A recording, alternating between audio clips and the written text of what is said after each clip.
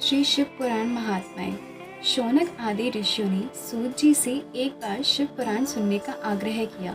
सूत जी ने ऋषियों से कहा, आप सब धन्य हैं जो आपके हृदय में शिव जी की कथा सुनने की इच्छा जागृत हुई।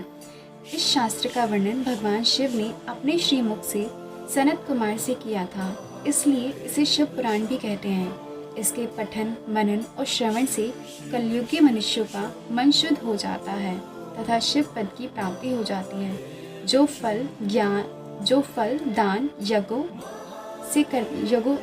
दान एवं यज्ञों के करने से प्राप्त होता है, वही फल शिव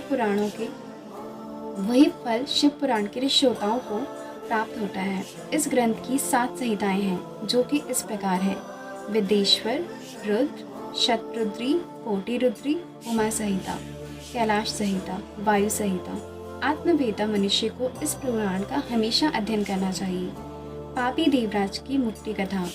सूत जी बोले, हे ऋषियों, जो व्यक्ति दुराचारी, पापी, विलासी एवं दुष्ट होते हैं, वे भी देवराज की मुक्ति कथा के द्वारा पवित्र हो जाते हैं।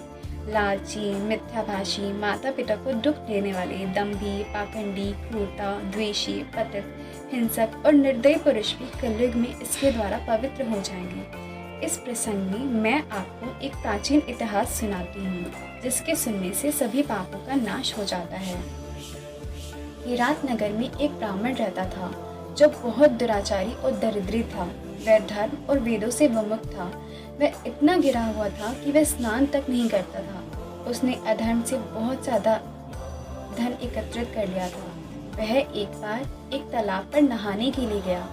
उसी समय वहाँ एक वैश्या भी आई, जिसका नाम शोभावती था।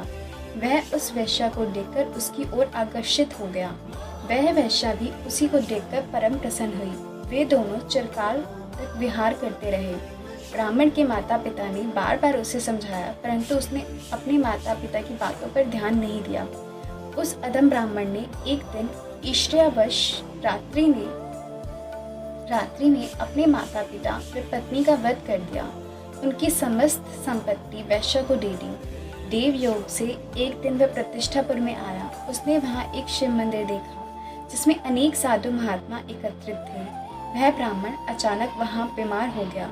बीमारी की अवस्था में उसने एक ब्राह्मण के मुख से शिवजी की परम पवित्र कथा सुनी। देवराज नामक वह ब्राह्मण 1 मास बाद मर गया।